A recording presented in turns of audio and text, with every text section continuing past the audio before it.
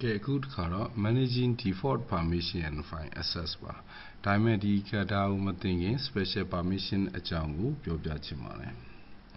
Tegero special permission 3 မျိုးပဲရှိပါတယ် set UID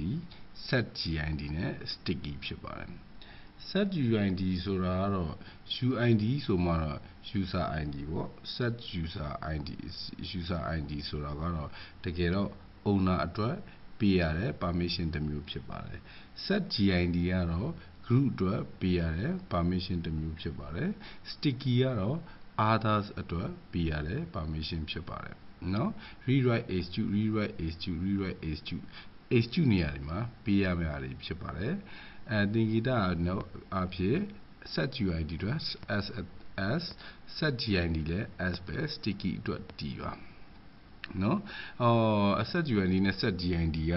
as ချင်းတူနေတော့ဘယ်ရလိမ့်မလို့များဒါပေမဲ့ရပါတယ်ဘာဖြစ်လို့လဲဆိုတော့ set UID က owner အတွက်ပဲလို့ကျွန်တော်ပြောခဲ့တယ် owner user အတွက်ပဲဆိုတော့ဒီမှာသုံးပါပါနော်set GID ကတော့ group အတွက်ဆိုတော့ဒီမှာသုံးရမှာပါ sticky ကတော့ other ဆိုတော့ဒီမှာသုံးရမှာဖြစ်ပါတယ်နော်နောက်တစ်ခုမှတ်သားဖို့လိုတာက set UID ဒီ file အတွက်ပဲဖြစ်ပါတယ် set GID နဲ့ sticky ကတော့ directory တွေအတွက်သုံးရပါတယ်နော်ဥပမာဒီမှာ rewrite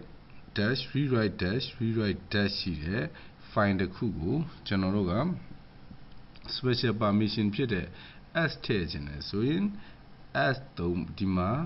rewrite s ဆိုပြီးတော့ကျွန်တော်တို့ permission ပေးလို့ရပါတယ်ကျန်တာတော့ rw ပေါ့နော်ကျွန်တော်တို့ file ဆိုတော့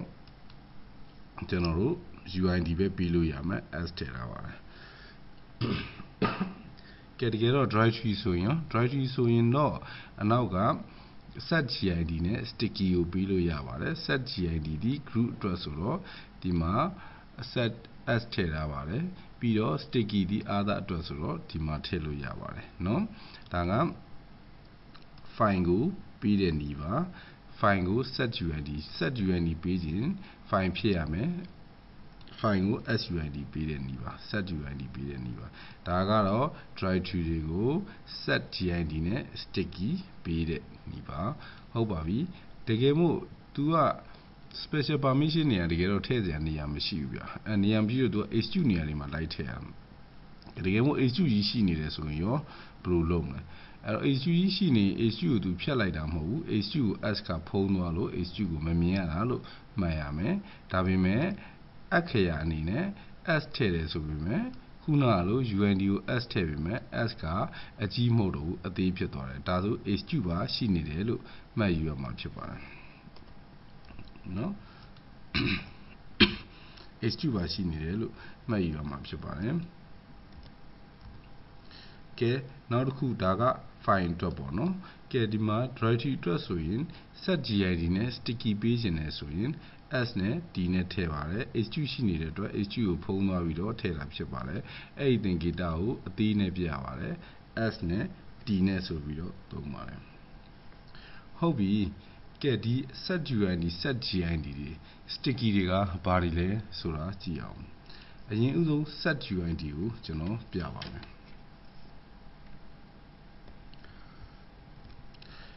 ဒါကတော့ကျွန်တော် user bin နဲ့ကကျွန်တော်တို့ password chain နေတဲ့ဟာပါအဲ့တော့ password chain နေတဲ့ဒီ psswd command ကိုကျွန်တော်တို့ ll နဲ့ကြည့်လိုက်ပါမယ် etc မှာ user bin psswd ဟောအဲ့ဒါကြည့်တော့ကဲဒီမှာ तू က psswd က directory မဟုတ်ဘူးเนาะ file ဖြစ်တယ် run နိုင်တဲ့ file ဖြစ်တယ် file ဖြစ်တဲ့အတွက်အားလုံး h2 ရှိတယ်အဲ့ဒါကိုမှ तू က special permission set UID ထည့်ထားတယ်เนาะဒီမှာ h2 ရှိတယ် psswd အားလုံး run နိုင်တဲ့ h2 table ဖြစ်တယ်ပြီးတော့မှကျွန်တော်ကဒီမှာ Linux မှာသူ့ကို special permission အဖြစ် s ထည့်ထားလိုက်တယ်ကဲဒါဘာအဓိပ္ပာယ်လဲဆိုတာနဲ့အာရုံစိုက်ပြီးနားထောင်ကြည့်ပါ s ထည့်ထားလို့ရှိရင်ဒီ file ကိုဒီ program ကို root အနေနဲ့ run တယ်လို့ ပဲတည်တော့တဲ့ system တကယ်မို့ s မပါဘူးဆိုလို့ရှိရင် owner run owner လို့မှတ်မယ်group က run group ထဲက user လို့မှတ်မယ် other က run other လို့မှတ်မယ်ပြောချင်တာကတော့ဗျာs မပါလို့ရှိရင် set uid မပါလို့ရှိရင် program တစ်ခုကို run တာကနော်လာ run တဲ့ user ကပဲ run တယ်လို့ system ကသိပါတယ်ဒါမှမဟုတ် s ထည့်လိုက်ပြီဆိုရင်တော့ဒီ program ကိုလာ run တာဒီ root ကပဲ run တယ်လို့သိပါတယ်စနစ်ကအဲ့ဒါကြောင့်ကျွန်တော်တို့တချို့ command တွေမှာ root အနေနဲ့ run တာမျိုးတွေရှိရင်ဒီလို s ထည့်ထားပြီးတာဖြစ်ပါတယ်နောက်တစ်ခုက set uid ဒီ file ကိုပဲပေးရမှာဖြစ်တယ်နောက်တစ်ခေါက်ကျွန်တော်ထပ်ပြောပါမယ်ဒါမှ h2 တွေထည့်ထားလို့ရှိရင် program เนาะဒီ h2 table ကို user တွေက run တယ်လို့ system ကသိပါတယ် owner group မှာ special permission ဖြစ်တဲ့ s ကိုထည့်ထားမယ်ဆိုရင်တော့ဒီ program ကိုဘယ်သူပဲလာ run အားလုံး h2 ပြီးတော့ run လို့ရတယ်ဟုတ်ပြီဒါပေမဲ့ run တိုင်းမှာ root အနေနဲ့ပဲ run တယ်လို့ system ကမှတ်ယူပါတယ်ဒါကတော့ suid ကိုသုံးတဲ့နည်းပါကဲကျွန်တော်တို့ stgid setgid ကိုကြည့်အောင်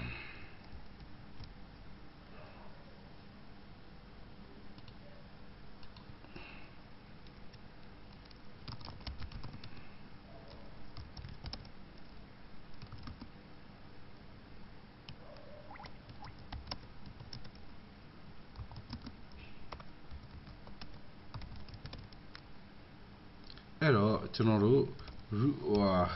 စုရင်ဆုံးချိန်လိုက်ရအောင်နော်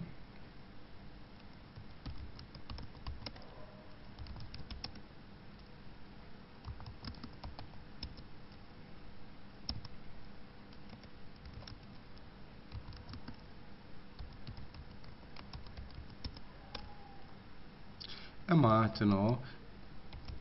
directory တစ်ခုဖန်တီးလိုက်မယ်ဒီက1ပါနော် rm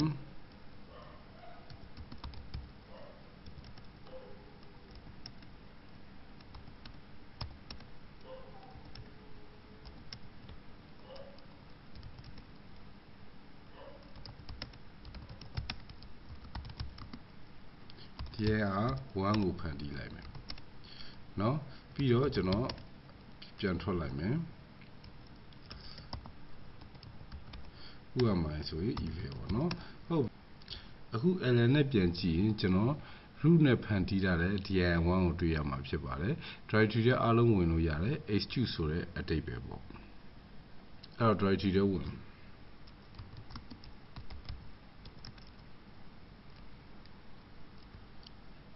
အဲ့တော့ directory ထဲဝင်လို့ရှိရင် directory ထဲမှာကျွန်တော်directory တစ်ခုထပ်ဖန်တီးမယ် mkdir sorry mk not dash ဆိုပြီး douch dash file1 အဲ့တော့ file1 ကိုကျွန်တော်တို့တိဆောက်လို့မရဘူးတိဆောက်လို့မရအောင်ဆိုတော့ directory ကိုကျွန်တော်တို့write permission မပေးထားလို့ဖြစ်မယ်အဲ့တော့ကျွန်တော်ဒါဆိုရင် ll နဲ့ပြန်ကြည့်အောင်ဒါဆိုရင် write h2 ရပြီအဲ့တော့ကျွန်တော် cd dir1 နဲ့ဝင်မယ်ပြီးတော့ dash ဆိုပြီး file တစ်ခုဖန်တီးမယ်dash file1 အဲ့တော့ test file1 ကိုကျွန်တော် ll နဲ့ပြန်ကြည့်မယ်ဆိုရင် test file1 ဒီ eval user တိဆောက်တယ်ပြီးတော့ eval group ကပဲပိုင်တယ်သူ့အပေါ်မှာ parent ဖြစ်တဲ့ directory 1 က root ကတိဆောက်ပြီး root ကပိုင်တာเนาะဆိုခြင်းတဲ့သဘောတော့ဗျာ root ကပိုင်တဲ့ directory ထဲမှာပဲဒါပေမဲ့အထဲထဲဝင်ပြီးတော့ file นี้directory တိဆောက်မှာဆိုတိဆောက်တဲ့လူရဲ့user ပဲเนาะ user name ပဲ owner ပဲပြီးတော့တိဆောက်တဲ့ owner ရဲ့ group ပဲเนาะတိဆောက်တဲ့သူပဲရမယ်ဆိုတဲ့အဓိပ္ပာယ်ပေါ့เนาะဒါကိုပြောချင်တာအဲ့တော့ကျွန်တော်တို့ဒီချိန်မှာ dir1 ကိုကျွန်တော်တို့က set gin ပေးလိုက်မယ်ဒါဆိုရင်ဘာဖြစ်သွားမလဲဒီချိန်မှာ dir1 ကိုကျွန်တော်တို့ set gin ပေးလိုက်မယ်ဆိုရင် directory 1 နဲ့ကနောက်ထပ်တိဆောက်တဲ့ file တွေကနော်သူ့ရဲ့အရင် owner ဖြစ်တဲ့ parent owner ဖြစ်တဲ့ root ပဲပြန်ဖြစ်သွားမယ်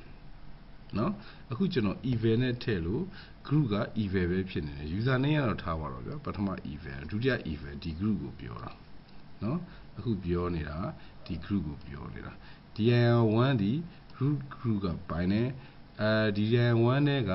file 1ဒီ eval group ကပိုင်းနေဒါပေမဲ့အခု set gid သုံးပြီးတော့ dir1 ကို as ပေးလိုက်မယ်ဆိုလို့ရှိရင်နောက်ဘယ်သူပဲလာတည်ဆောက်ဆောက်เนาะဒီ group ဒီဟောဒီ root ဖြစ်သွားမယ်အဲ့ဒါ home ဟုတ်ကိုကြည့်အောင်เนาะအဲ့ဒါ home ဟုတ်ကိုကြည့်အောင်ဆိုတော့ sudo เนาะအခုလောလောဆယ် login ကနောက်ရောက်နေတယ် ll เนาะ sudo chain root အခုဘယ်သူကိုပေးမှာလဲ group ကိုပေးမှာเนาะ group ကိုပေးမှာဆိုတော့ပြီးတော့ကျွန်တော်ပါပေးမှာလဲ plus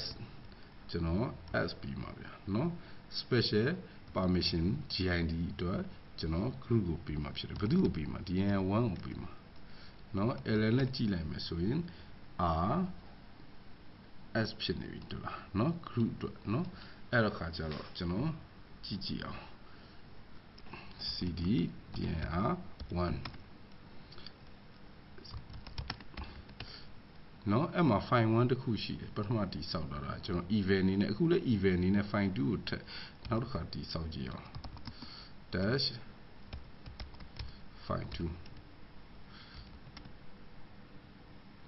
2dash file 2ကိုတည်ဆောက်တဲ့အချိန်မှာတော့เนาะ eval ကပဲတည်ဆောက်တာ eval ပဲဒါပေမဲ့ group ဒီ root ဖြစ်သွားတယ်ဗျဟုတ်လားဒါကိုလိုချင်လို့ set gid ကိုသုံးတာဖြစ်ပါတယ်เนาะဒါကိုဘာကြောင့်သုံးလဲဆိုတော့ကျွန်တော်ရှင်းပြရမယ်ဆိုလို့ရှိရင် file sharing တွေမှာသုံးတယ်ဗျာ file sharing ဒီဟာတော့ကျွန်တော်เนาะသူအခန်းကြမှာပဲပြပါမယ်အဓိပ္ပာယ်လေးကိုကျွန်တော်ပြောပြမယ်ဥပမာကျွန်တော်တို့ရုံးမှာ HR financial သက်ဆိုင်ရာ group တွေရှိတယ်เนาะအဲ့တော့ HR group မှာ directory တစ်ခုရှိတယ် HR group ထဲမှာ directory မှာ user တွေအများကြီးရှိတယ်เนาะ user တွေကလာပြီးဖန်တီးတယ်ဒါပေမဲ့ HR group ထဲက user တွေအချင်းချင်းတယောက်ဖန်တီးထားတဲ့ဟာတယောက်ယူဖို့အတွက်ကြတော့เนาะဥပမာ HR group ထဲမှာ student တယောက်ရှိတယ် student ကလာပြီးတော့ directory တစ်ခုဖန်တီးလိုက်တယ်ဖန်တီးလိုက်တဲ့ခါကျတော့เนาะဥပမာ group က student group ပဲဖြစ်နေတယ် HR group မဟုတ်ဘူး HR group မဟုတ်တော့တခြား HR group ပြထားတဲ့လူတွေ group ဝင်ထားတဲ့လူတွေကလည်းဒါကိုကြည့်လို့ရအောင်လို့ဒီစနစ်ကိုသုံးတာဖြစ်ပါတယ် set gid ပါဒီကောင်က